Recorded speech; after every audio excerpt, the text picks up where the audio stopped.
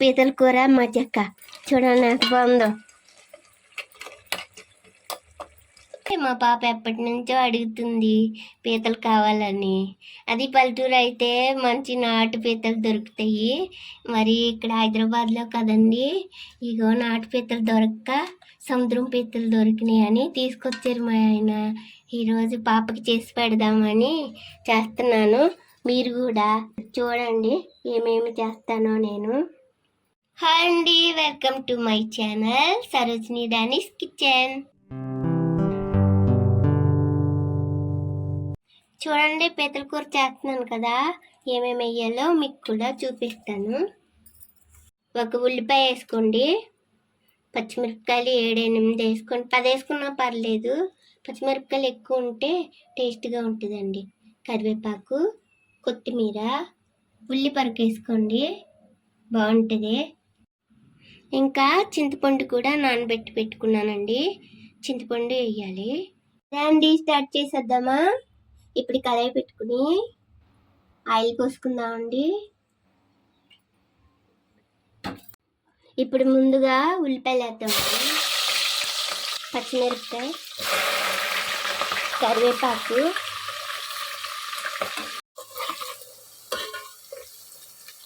ఇవి కొంచెం దోరగా వేగనివ్వండి. తర్వాత ఉల్లిపరకు వేసుకోండి. ఉల్లిపొంది అంటారు కదా, అదండి. ఇది కూడా కొంచెం దోరగా వేగనివ్వండి. ఇప్పుడు ఇందులోకి రుబ్బి పెట్టుకున్న మసాలా అండి. ఇందులోకి నేను ఏమేమి వేసానో చెప్తానండి. వెల్లుల్లి, అల్లం, కొబ్బరి, చెక్క, లవంగాయ, యాలకులు, జీడిపప్పు, మిరియాలు, మెంతులు, కొంచెం శనగపప్పు. ఇప్పుడు వీటన్నింటినీ మిక్సీలో వేసుకొని మెత్తగా పేస్ట్ చేసుకోండి. చూడండి మసాలా ఇలా మెత్తగా పేస్ట్ చేసి పెట్టుకోండి.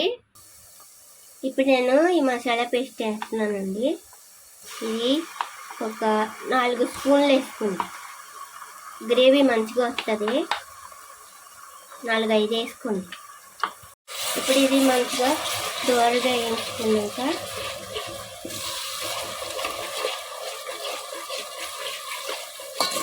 బాగా దోరగా వేయాలండి, పచ్చివాసన లేకుండా ఉంటుంది.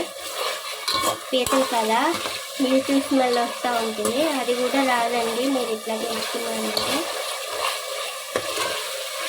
ఈ మసాలా మీరు చేసుకుని పెట్టుకున్నారంటే చాలా టేస్టీగా ఉంటాయండి కూరలో. చూడండి ఇట్లా దోరగా వేగింది కదా, రెడ్ కలర్గా వచ్చింది. చూడండి దోరగా వచ్చింది. ఇట్లా వేయించుకున్న తర్వాత పీతలు వేసేసుకోండి.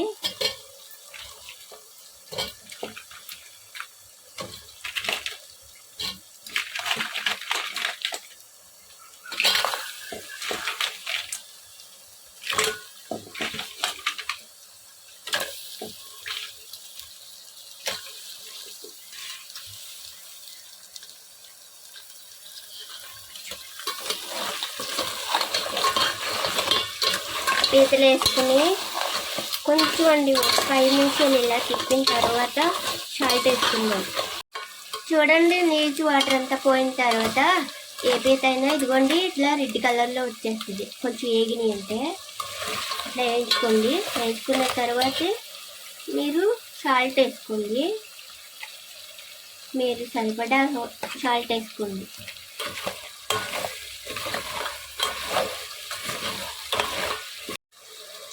ఇప్పుడు సరిపడా పసుపు వేసుకోండి.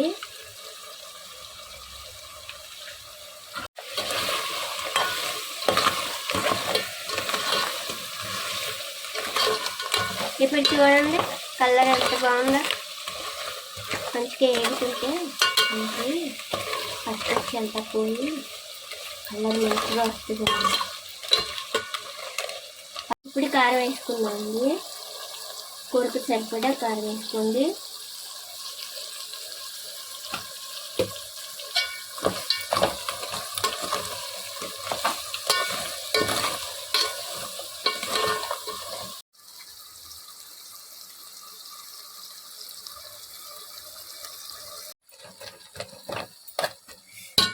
ఇప్పుడు ఇలా కలుపుకున్న తర్వాత అండి మూత పెట్టేసుకోండి.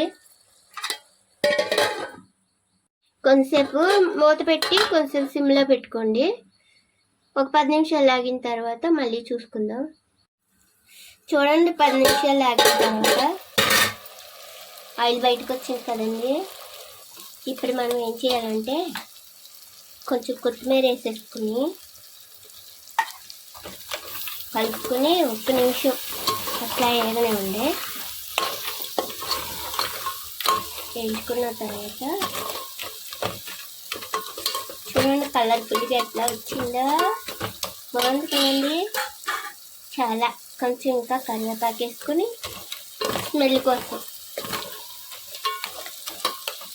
చూడండి చాలా బాగుంది. ఇప్పుడు గ్రేవీ కోసం కొంచెం చింతపండు వేసుకుందామండి. చింతపండు వాటరు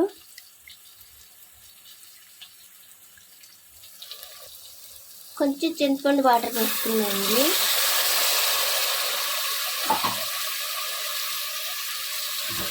ఎందుకంటే మనకి కొంచెం గ్రేవీ వస్తుంది కదా, గ్రేవీ కోసం. ఇప్పుడు కొంచెం చింతపండు వేసాం కదండి, చింతపండు వాటర్ చూడండి ఎట్లా గ్రేవీగా వస్తుంది. తర్వాత మూత పెట్టుకుని 10 నిమిషాలు ఉంచుకోండి. ఇప్పుడు మూత తీసి చూసుకుందామండి. చూడండి అట్లా గ్రేవీ మంచిగా వచ్చిందా. ఆ పాప ఈరోజు బాగా తినేస్తుంది. ఎన్ని రోజుల నుంచో వెయిటింగ్. ఇట్లా మీరు కూడా చేసుకొని ఎంత బాగా వచ్చిందో నాకు కామెంట్లో పెట్టండి. నా మసాలా కూర ఎట్లా ఉంటుందో చూసి చేసుకోండి. చికెన్లో కూడా అదే మసాలా వేసుకున్నారంటే సూపర్గా ఉంటుందండి. అది స్పెషల్ మసాలా. చూడండి ఎంత బాగా వచ్చిందో. ఎంత గ్రేవీ ఉంటే చాలండి పీతల కూరకి. ఇప్పుడే అయిపోయింది కదండి, కొత్తిమీర వేసుకోండి కొంచెం లాస్ట్లో. పీతల కూర మజ్జక్క చూడండి ఎంత బాగుందో.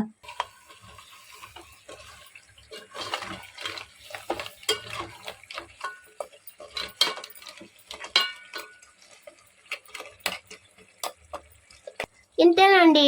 నా వీడియో కనుక నచ్చినట్లయితే లైక్ చేయండి, షేర్ చేయండి, సబ్స్క్రైబ్ చేసుకోండి. మంచి రెసిపీతో మళ్ళీ మేము ముందుకు వస్తానండి. బాయ్ అండి.